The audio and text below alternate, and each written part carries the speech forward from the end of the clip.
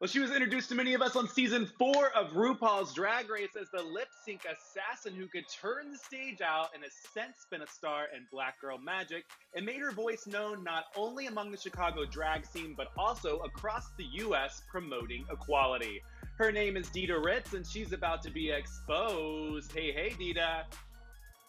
Hello, I love being exposed, darling. Tell my business. We're going to get all into your business. So I want to start a little bit. Let's go to the early days of Miss Dida. Now you were born and raised in Michigan, is that correct? Correct, in Lansing, Michigan. Yes, the capital. Yes, what was little Dida like? um, really artistic and outgoing, and very curious to the world that was outside of Lansing, Michigan. Like where I grew up was just like cornfields, and like we were known for maybe like Michigan State University. But it was really boring, and so I was just really always like watching a lot of TV, and I was very lucky. I had like super religious parents, but like my parents also allowed me to grow and be a kid, so I was able to watch television, and I was able to watch music videos, and I was able to like listen to my type of music, and it was just always watching TRL, watching the VH1 Vogue Fashion Awards, watching the VMAs, watching all of these things, and taking in all that pop culture at such a young age, and knowing that like I want to be in those, be in the room with those people. You know what I mean? I want to work with those people. So That's pretty cool and interesting because I also know that you did get inspired by this stuff and that's what kind of gave you a hand at the sewing, and you started absolutely. doing sewing from what, your mom and your grandma and your great grandma? Yeah, my mother would always, like, my fondest memory is my mother always actually sewing a lot of her clothes when I was young. There was a time where I remember like my mom never really shopping for clothes.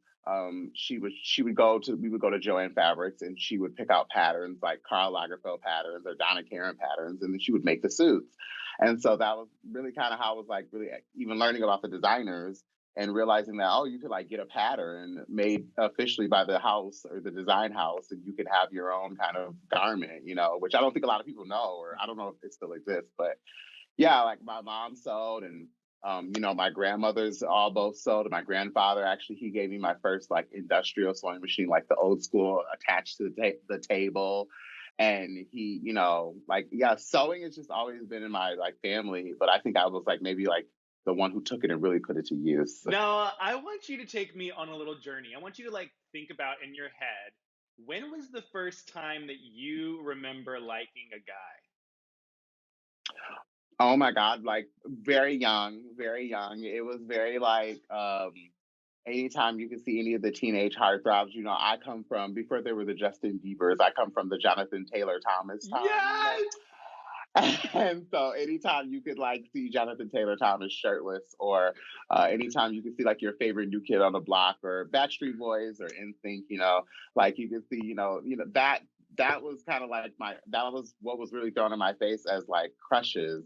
But yeah, like I always had attraction to men being young. I don't know. I always kind of knew growing up that I was going to be with a man, and I like men. And I also knew kind of the idea about like the down low man. And my mother watched Oprah. So I remember watching that episode when Terry McMillan was on there with her husband talking about, that whole situation and dealing with that. And so I like kind of knew like, okay, I don't want to do that to someone. I don't want to hurt someone's feelings. So I kind of always knew like, okay, I'm gonna like men. Like I like men. Like this is what I like.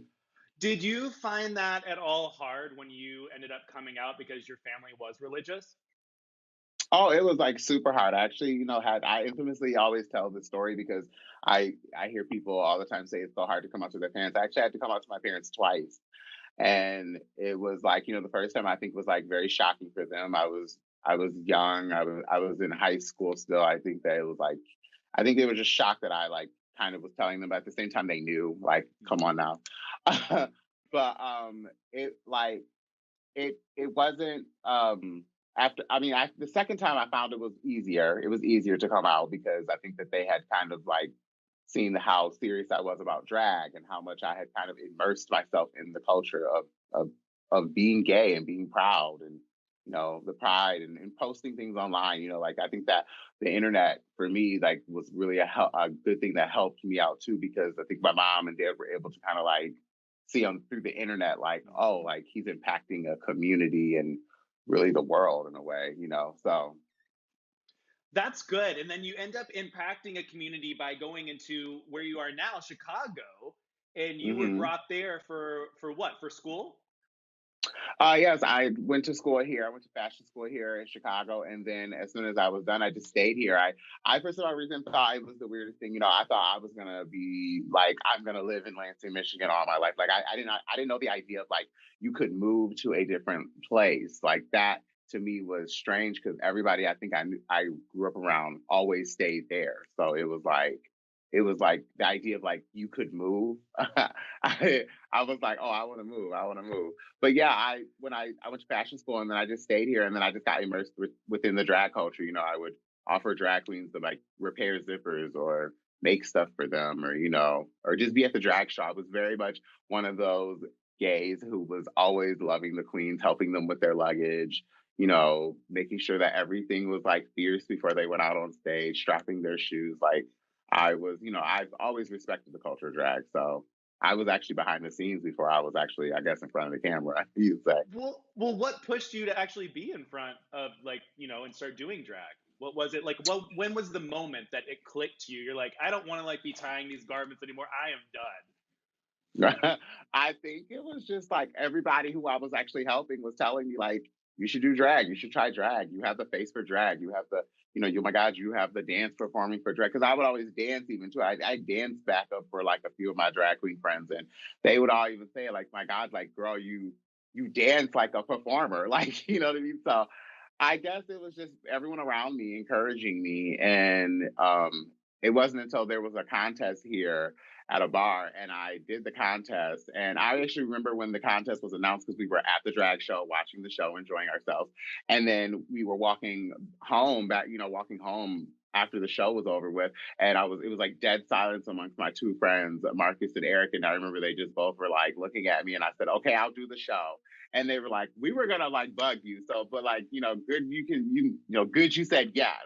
So I think that really was what like catapulted me, because then at that point I knew my drag mother and she was already she was a legend in the industry, and so she really kind of helped put me in like she knew I was serious about it, so she really helped me like really she kind of helped put me in the right position to you know be be able to work and get booked and be trusted. That's a big thing in drag, is I think it's trusting. And I think that's a big thing in show business too, in entertainment, that people want to trust that you'll show up on time, that you'll be, professional, that you'll be respectful. And then I think once you've shown that, then you notice people continue to work sometimes with the same people because they maybe trust how their profession, they trust their like aesthetic or their, how their professionalism is or whatever. So. Hmm.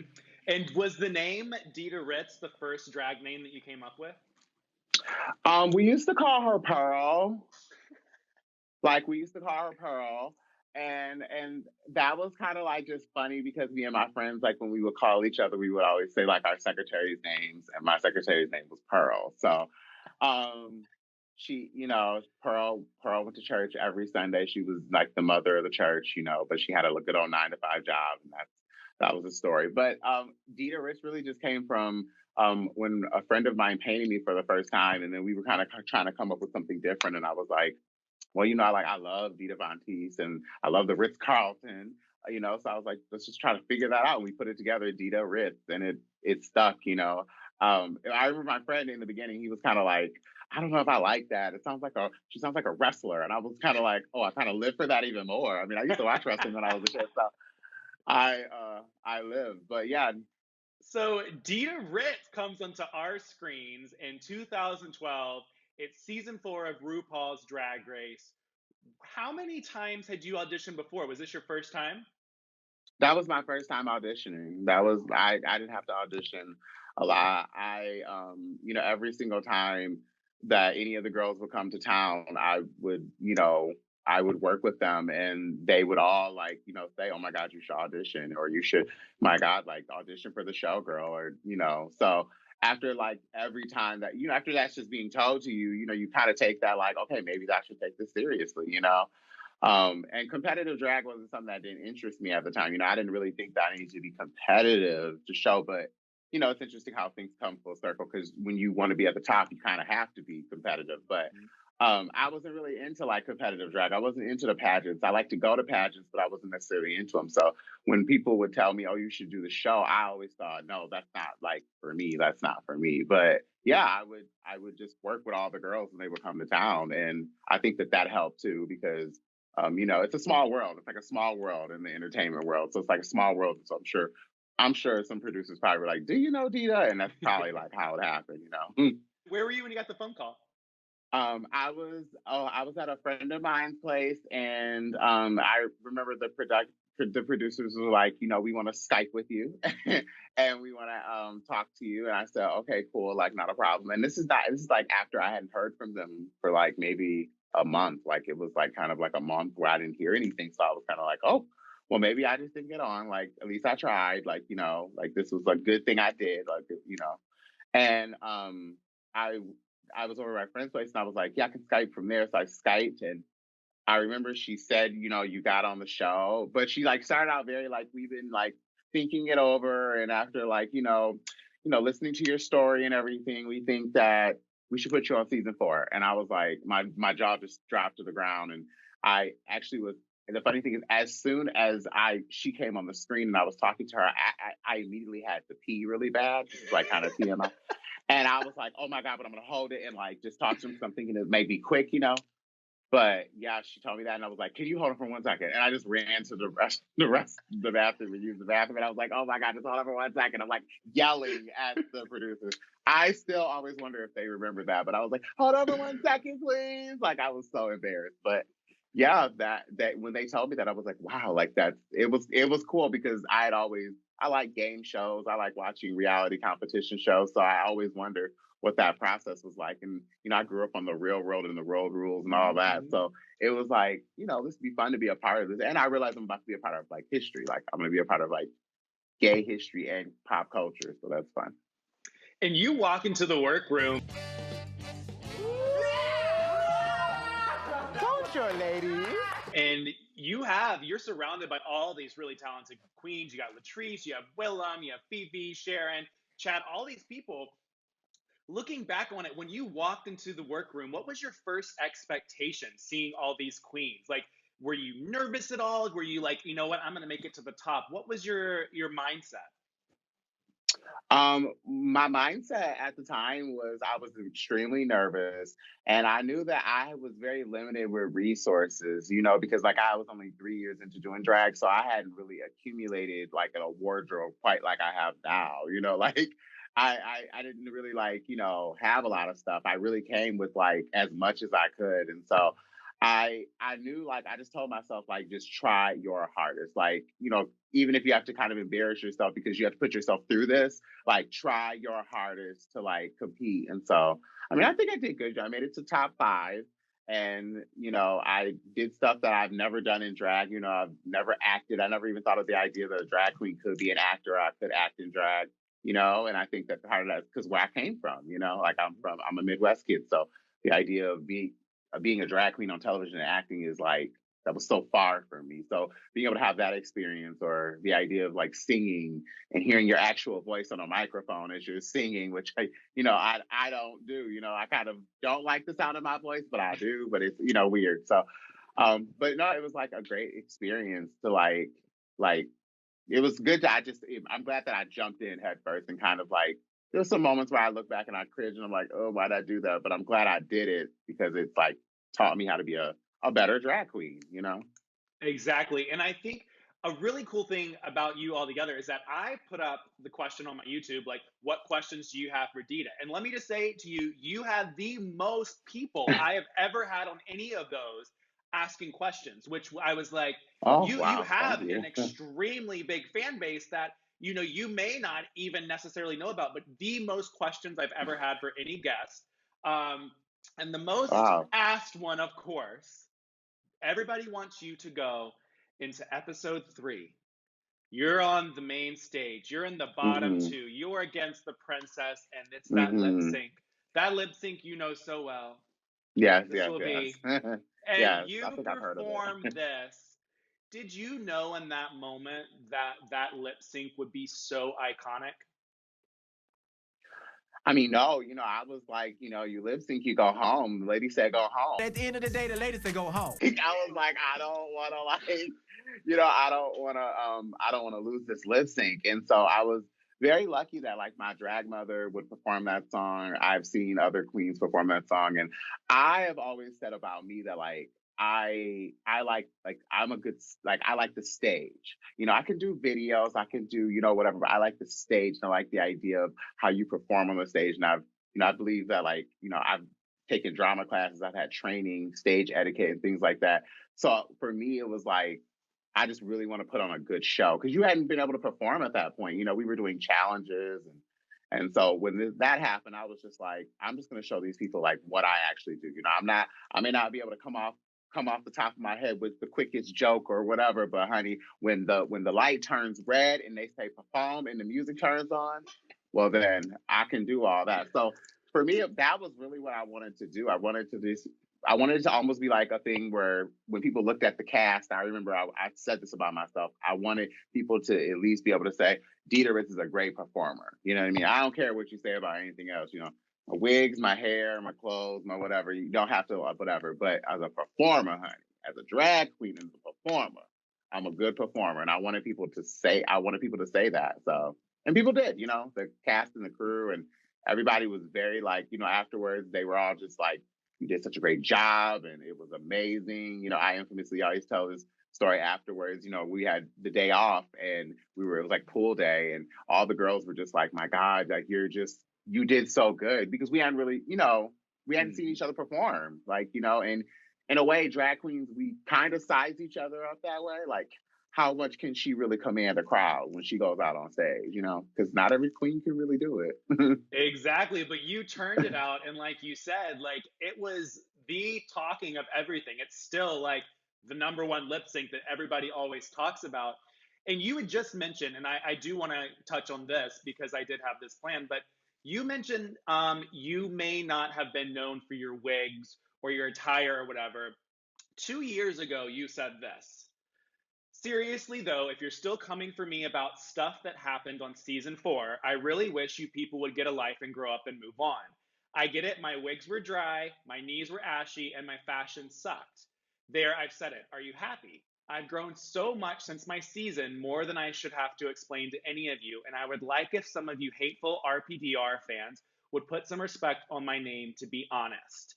You go on to talk about the criticism and the stuff that you received after the show. Mm.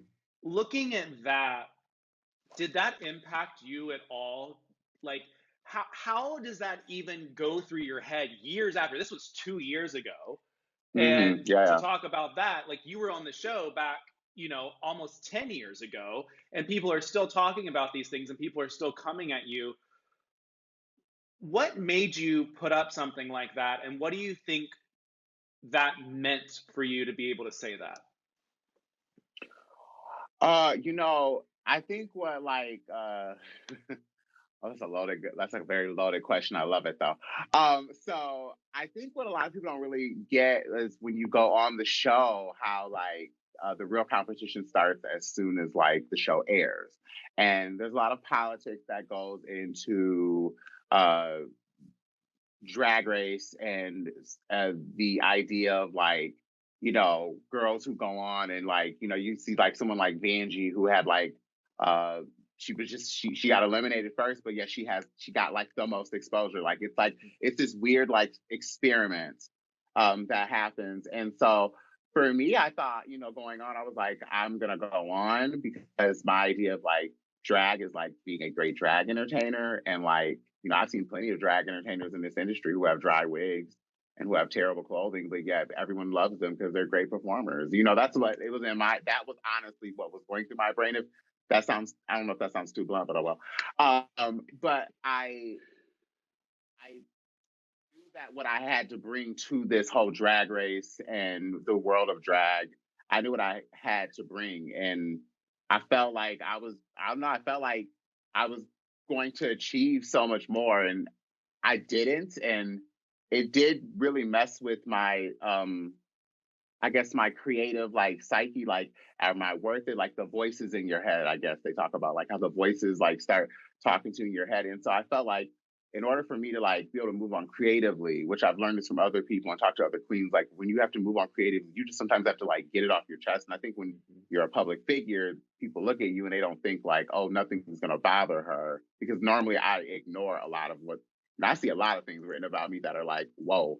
But like I don't reply back to all of it because it's not all necessary to do. But I think at that moment there was I think that it was just a lot, you know, it was a lot. It was at that time, which is like slow down for me because I think people have really started to understand the type of drag queen I am and really respect me and everything. But I feel that at that time it was like, you know, in emails and it was DMs and it was always I would post pictures of like professional gorgeous headshots from amazing photographers and people would still have negative. It was like you were looking for something to not like in me. And so I felt people really maybe just hadn't really I don't know, now I looked on my Instagram and I bothered to pay attention. So I felt, you know, I need to make like this post to let it be known, like, you know, if you have opinions about me or my drag, I mean, at least be a follower, you know, like at least be, you know, somebody who's like following my career, you know, like, you know, I have fans who actually will like, you know, who I'm cool with, who will actually message me and say, oh my God, I love this, but like this or that, da, da, da, because I know they're seamstress themselves or they're stylists. But if like some random person I don't know is coming for you, it's like, dude, you're not even following me. You're not even supporting me. Like, shut up, you know? Now you said the word controversial, and I want to dive into a little bit more about season four. I've spoken to a few of the queens on season four, um, and one that was known to be controversial was Miss Willem, and Willem has Mhm. been outspoken, you know, over the time and kind of like exposing the backdrop of what the production was. And when I spoke to her, Yeah. she's, you know, mentioned the times that there were times where you guys would be given like a low amount of money, like $70 for food for 12 queens. And she's talked about Latrice being called La something. And then I talked to Latrice about it. And Latrice was like, yeah, that was, you know, it was low budget, low, you know, at the time, it wasn't what, you know, Drag Race is today. Did you experience similar situations to what Willem and Latrice and Fifi and stuff have talked about?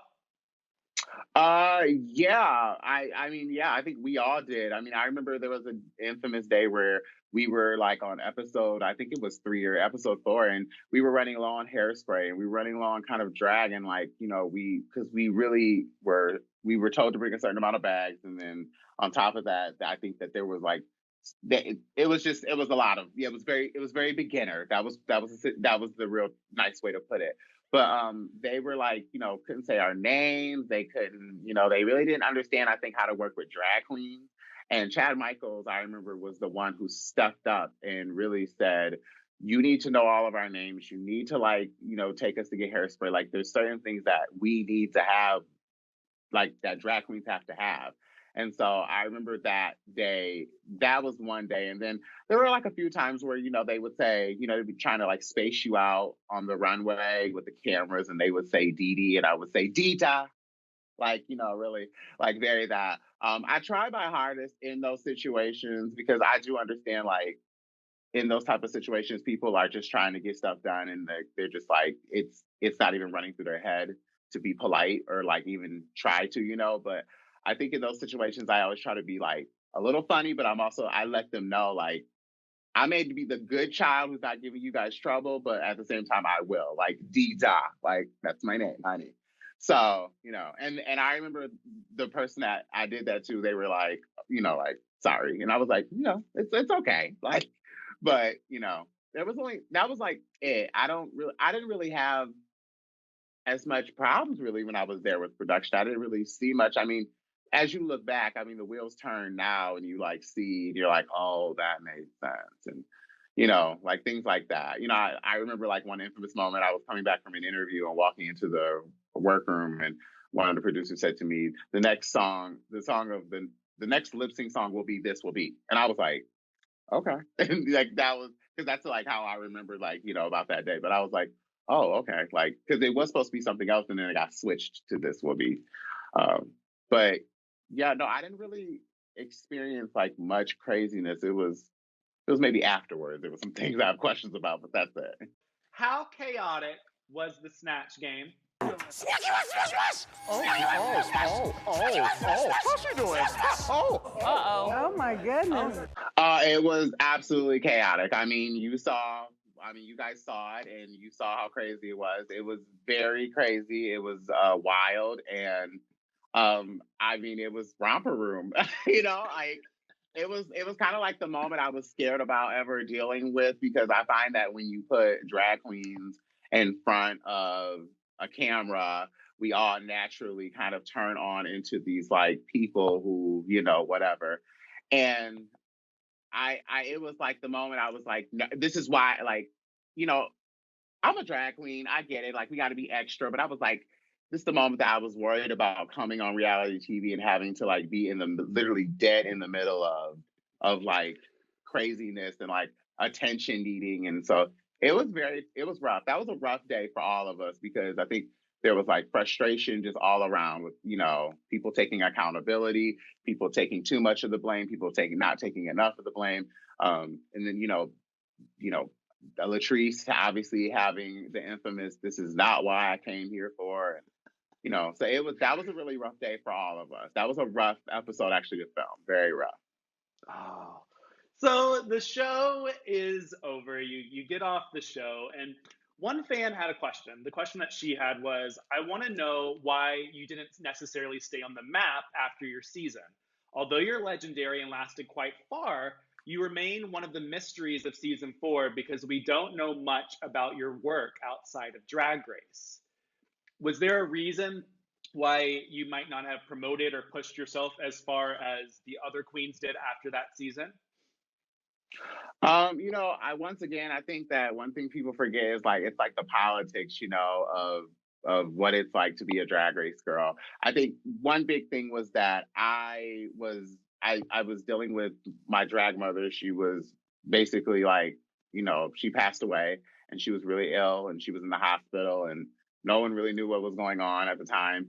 And I think it was also me dealing with this whole idea of like the fame and like, people who have never spoken to you before, all of a sudden now speaking to you and wanting to hang out with you and considering you so serious and cool. And, and then trying to also balance, like trying to be professional and trying to have like, make yourself into a business and, have managers and have communication with managers. And, like all of that was just, it was a lot to like juggle. And I felt like it just all kind of it all fell apart, I lost my drag mother. I felt that at the time, me and management that I had really weren't on the same page. I also think that was, and this isn't to like call anyone out. This is just to bring reality to some things that happened. During that time, I'd had the whole thing going with like Courtney-Act and, that whole situation. And that kind of like turned into like a whole kind of racist thing where I was being called out of my name. And that's not to like, me and Courtney are fine now. We've obviously chatted things out, but it was just like little things like that just started kind of piling on top. And I felt I needed a break. I felt I needed to like kind of take a step back and realize like, why do I do drag? And like, all this Drag Race and, everyone, all the puns and the jokes hitting you at once. And it was a lot. So for me, it was a break I needed to take, Yeah. And you mentioned Courtney. Are you referring to when she said the Dida Ritz of the season on season? Yes. Yeah. Okay. Yeah, and I want to really implement. I want you to keep because me and Courtney are so fine. We've chatted. Yeah, no. I just wanted to make sure. But I don't think a lot of people really understood like how that was some of the early start of how the fandom really attacks a Black girl for speaking her mind compared to a white girl. And I really felt like in that situation that affected me a lot. That wasn't the only situation, but that was like one situation that really made me really want to hang up my pumps for a little bit because it was difficult to have to deal with a lot of the hate I was getting for just speaking my mind or just defending myself or just, what a little fun read on television was, honestly. I was just reading back, You know, if someone reads you on television, you gonna tweet back, right? You know, I just feel like maybe it like got out of hand, but I don't know. I just felt like those type of situations when that happened, I was like, oh, like that. And then, you know, my drag mother passing away, and then, like I said, trying to figure out, you know, how to be a business and have a, you know, it was a lot. It was a lot, and I think it just I needed to like take a step back, you know. Well, especially too because that was season 4, and then back in the early seasons, you guys weren't automatically given like the best of the best managers. You weren't given the best of like whatever. Like not everything was at your platform. And now these girls like get off the show and they're booked for gigs for the next 3 years because they, you Hmm. know, sign into all these things. So that's that's true. You probably were very off put by a lot of things that were going on and unsure too because you probably had to navigate a lot of stuff for yourself. Yeah, I do. I still do to this day. You know, I have to navigate a lot. I think that that's always just been my experience in me doing drag is that I've had to navigate how to really not only just be a Ru girl, but to be like a working drag queen. You know, because I don't have you know really a drag mother. I have drag excellence that I can look up to that I know I definitely can call. But yeah, I've had to learn a lot of things on my own because I just, you know, I just have not had the same luck as I've seen everyone else have, you know. So I don't know. And I call them blessings. I don't call them luck or and I want to say that this isn't me ever like downplaying everybody else's achievements because all of the Drag Race girls work incredibly hard to keep their careers going, you know, especially even right now. So, Yeah, and the last question I have about this drag race, and then we're going to move on to what happened after. There was a rumor that you were asked to be on All Star 6 and that you were canceled for another queen. Was that a true rumor, a false rumor? I don't know if that's true or false. I've never been asked to be on All Stars. I'm sure that they're gonna have questions now after this lovely interview of me exposing the whole thing with me and Will. I'm just thinking about it right now, but oh well. I've never been asked, and I've never, you know, they've never really sent the invitation to me. Um, yeah, I mean, though the one thing I always say with the All Stars is that if people want to see their queens on All Stars, people have to make noise. It's like people have to like really make noise and really like speak and rise and cause waves because I feel like that's the only like that's unfortunate. And I hate to like be like this, but this is the kind of world we just live in right now in drag, where it is about the following and it is about who talks about it. If everyone is talking about this queen, oh my god, you know. And I've watched it happen. I've watched it happen where girl, people are talking about this queen, and then a year later she gets on Drag Race. You know what I mean? And I feel like people just, you know, if you want to see your favorite queens on Drag Race and on those things, you guys just have to speak. You have like the fans have to really make so much noise. But yeah, I've never heard. I mean, I've heard that story, but that never happened, at least to me that I know of. I've never been asked. Would you ever do it if you were asked? Yeah, absolutely. I would. I feel like I really would like to because I feel like there was so much that I wasn't prepared for on my season that I would just like to be able to like try again. You know what I mean? Like I would actually like to try to do Snatch Game again and actually like really put, you know, have fun with it and not be worried about shenanigans. Or I would actually like, I don't know, I would like to have like some really great runway moments. I don't know. I just would like to be able to, I guess, redeem myself. Cause I've always said that that's the one thing I regret about doing Drag Race is that I just wish I would have maybe asked more people or just said I'm going on Drag Race and not cared about telling people, you know, because, you know, there was a contract back then and you didn't want to break that. So, but yeah, I would do All Stars. For anything though, for me, I just would want to do it to like prove to myself like I can do that. Exactly. And to be able to like see like a cool glow up too. I mean, that's like so long ago and seeing your drag career like, you know, at the start, like you said, it was just 3 years to now, like that Hmm. would be like a pretty cool thing, like, you know, a time lapse moment. One of your fellow Chicago queens that you do a lot of things with, the Vixen, Yes. I interviewed her back a few months ago. She was absolutely lovely. And she, of course, has her Black Girl Magic show, which you have been a part of many times. Hmm. What has your experience been working with her in the Black Girl Magic show? And also, what do you think the importance of that show is? It's been really, really great. I've known Vixen since she started her career, and it really means a lot to me to like see her grow into something where she has like this show now where it gives other opportunities to other Black artists to flourish, and really, feel comfortable to showcase their art. It means a lot to me. It means so much to me because when I first came into the scene, it was very limited on Black girls. It was very limited on like, having shows with all Black casts because, they don't want to have that type of crowd or, deal with that. And so it means a lot to me when we have traveled in the past to go to do Black Girl Magic shows, and there is literally like a sea of like white folks, and it makes me feel happy because it's like these people, in my opinion, want to be educated. They want to, they respect the Black experience and they respect what Black drag brings and the true artistry that we bring. Because I mean, Black girls, we've been pop. I mean, I know everybody is now falling into the Black drag queen, but Black drag queens, we've been it for a while. I mean, we really have. We've been selling shows and we've been doing it for quite some time. And so I'm just glad that like people are finally like starting to really like open their eyes and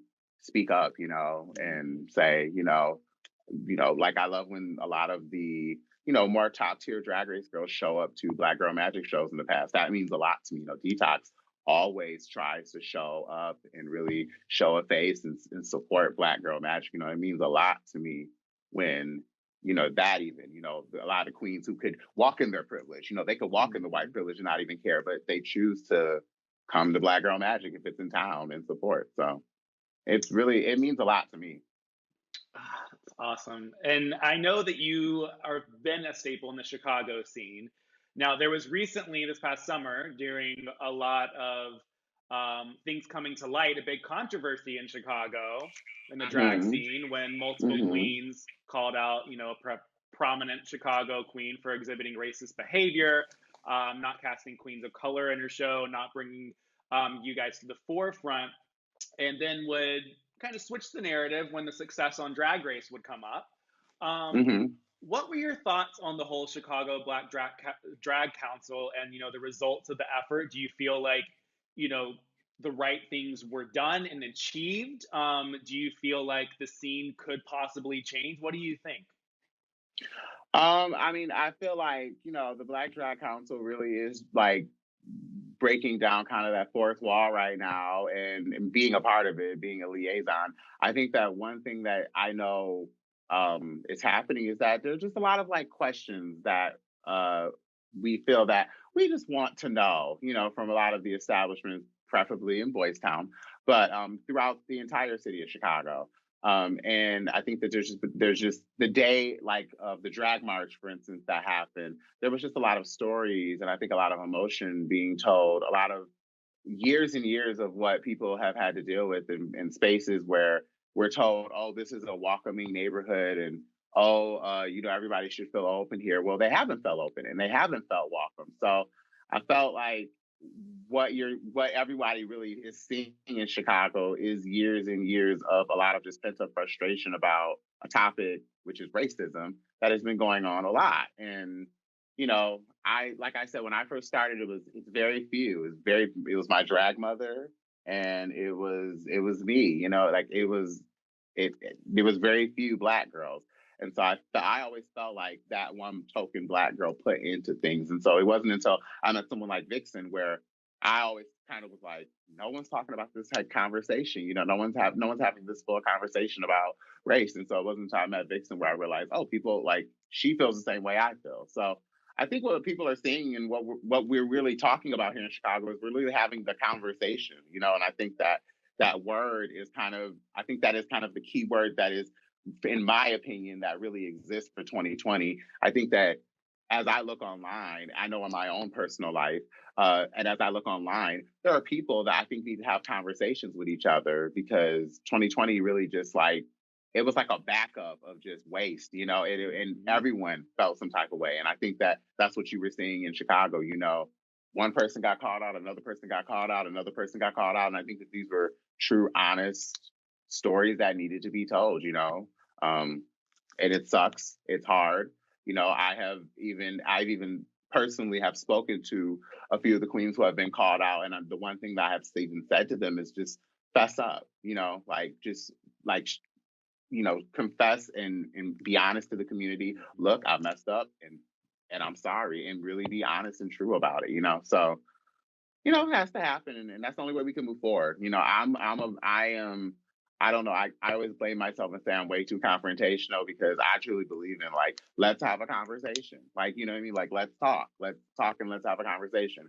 But I feel like that's like the word of 2020, in my opinion, is the conversation. People need to have the conversation. Do you feel like the conversation that has happened around the Chicago scene will end up changing something? I do believe so. I do believe. I can tell you that even just in like the few bars that I have worked in and have communication with, there is conversation. There has been training here and there. Obviously, things are really hard right now because the lockdown and everything really going on, and or the limited amount of really what they can do. But I think that the conversation is starting. It's very slow, and things like that do take some time because, like I said, I think it's a lot of layers that need to be peeled back, in my opinion. And I just know what I've experienced. I can only imagine what somebody who isn't Dida Ritz has experienced. Because even I have to realize I live in my privilege of sometimes when you're that Black girl, or when you've been the Black girl who has been tokenized, you have to live in that experience of like, okay, well, if they're using me, I guess as the token Black girl, then I'm gonna be the one who speaks out. So those are things that I've always kind of told myself, like, I guess when working in Chicago. But I'm hoping, of anything, what I want from Chicago is when everything opens back up, I just want to see diversity as a whole, not necessarily just Black and white. I want to see more drag king shows, and I want to see more, AFAB and just different types of art and drag at this point. I mean, it's obvious that drag is just now across the board. It's not just a bunch of cis men who dress in wigs anymore. It's literally across the board. Men and women do drag, trans, that's what I want to see. I just want to see more diversity in the shows when they start booking them. Yeah, I mean, I'm all down for that, and I think that it's been a really cool thing to see over the past year, 2 years, that the call to see more, like you said, drag kings, to see more diversity, to see more AFAB, like to see all this stuff, and I think that it's giving a different light to different queens. And I know that RuPaul had been criticized, multiple times for not including trans contestants on the show. But he did an interview this past week that I actually kind of liked what he said. I was like, maybe there's like a little light bulb. But he's basically said, the kids these days version of drag is not what my version of drag was. And it kind of took me a hard time and a long time to understand that. And he was like, and now we have a trans contestant on the show and it's right in front of my face. I'm like, wow, this is amazing, And sometimes I think maybe the people who were the hardest to understand these things just might need to see, oh, you know what? That was fucking cool. That was great. No, and I've always said that, even I've actually said that before about with Ru, that it just takes time. Like, his idea of drag is different than what is today. And it's put that easy and that simple. You know what I mean? Yeah. He just has his idea of what he wants drag to be. And unfortunately, he's responsible for the evolution of what drag is really turned into now. But he doesn't see that because he's just still RuPaul from, Supermodel, Supermodel of the world. So, yeah, I'm glad. I'm very happy that someone trans is on this season of Drag Race. It makes me really happy, and it makes me excited that people are diving into having those conversations, because that whole idea of and I want to make sure I say this right, that whole idea of like a female to male trans person then loving to do effeminate drag, that's like a conversation that needs to be had within drag, because it exists. I know plenty of performers that are like that, and have like that's them, and I feel like I'm so happy that like these kind of like they're on there to tell their story and inspire just the industry to like be more open, because I just feel like that's what it is. People just have a very narrow perspective right now of drag. They really don't get to see like what I see. I've worked with a lot of people in this industry, and I've seen a collective, every crayon in the box used, and then some. It's like back in like the 90s when you have the one gay person on The Real World, and like you looked up to them and you're like, oh, that's me. And now it's turning around for the drag culture. Absolutely. And I think that that was just such a conversation that was just being had for such a long time. And I think that it's just, I don't know, I just feel like it's deserving. And, like I said, we just have to do better for just other entertainers in this industry other than just drag queens. We have to do better to our drag kings and to our trans performers. It's very important. So Miss Dida, what do you think the biggest misconception of you is? Oh, girl, pick one. I don't know. I hear all different types of things. That one recent one that I had heard and I thought was really funny was somebody that said that they thought I was ice queenish, like they had saw me out in the city and I had my sun, and I wear my sunglasses a lot when I'm like just in public, because that's just how I'm in my own kind of mood, or like my own kind of like, let me get what I need to get done. But they were like, I saw you out and I wanted to say hi to you, but I just was scared to walk up to you. And I was like, why? And then they were like, I just like, you just have like this thing about you, kind of like ice, like a little icy sometimes. And I was like, well, I mean, I can see that. Like I can see like being like that, because like, and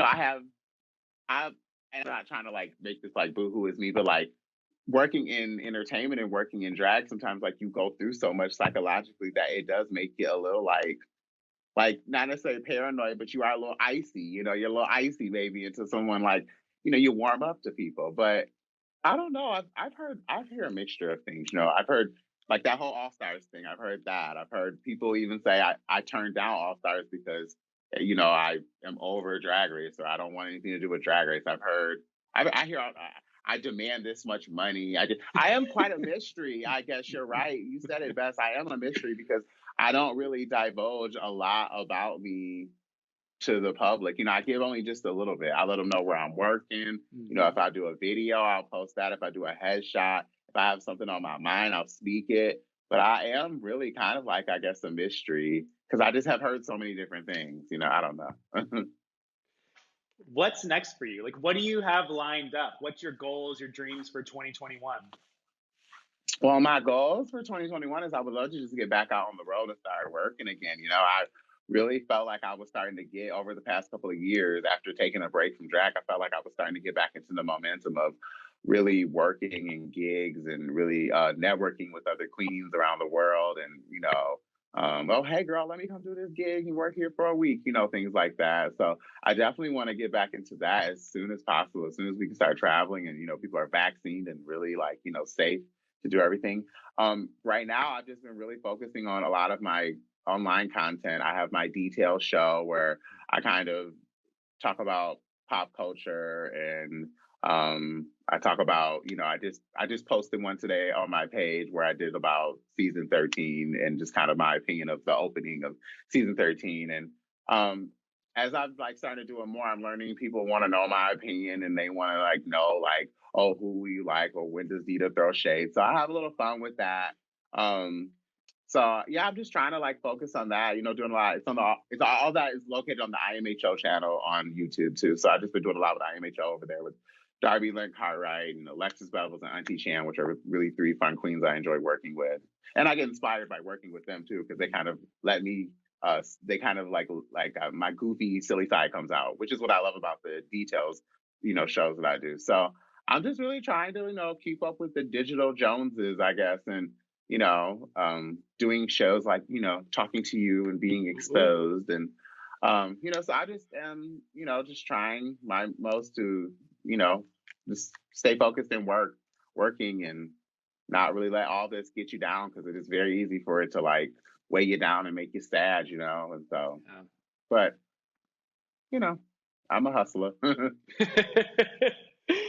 If you could, for one day, put on another drag queen's shoes and live their life, past or present, who would you choose? Oh, past or present? Hmm. I would just want to put on probably. I probably would want to put on Crystal LaBeouf's heels just so I could read Harlow for Filth myself. Because I just watched the Queen documentary and I was like, I had watched it once before and I knew the storyline of what happened. But when I really watched it again within these times where Black queens are just speaking about the foolishness that we see in this industry, I was like, oh, honey, I was like, Crystal is right, honey. This was the shot. This was the time to show temperament. Okay. Yes, yes, yes. So probably Crystal LaBeouf, just because, like, yeah, honey, I would need to read Harlow myself.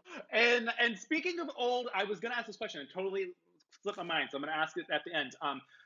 Speaking of older drag culture, now you had a famous line in season 4.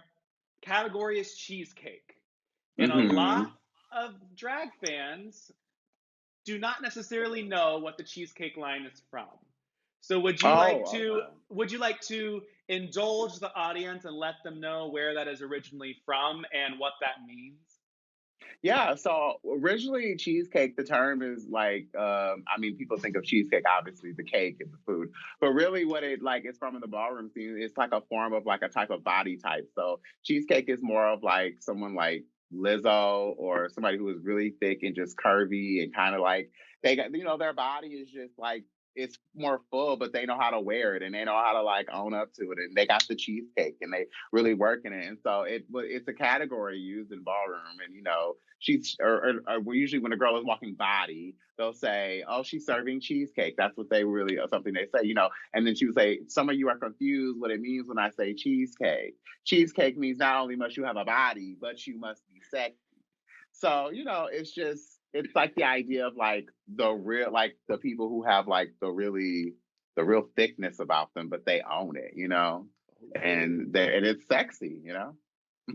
Did you actually give cheesecake at the end of when you left at season 4? Um, I did. I asked the producers as soon, like when I was packing up and stuff.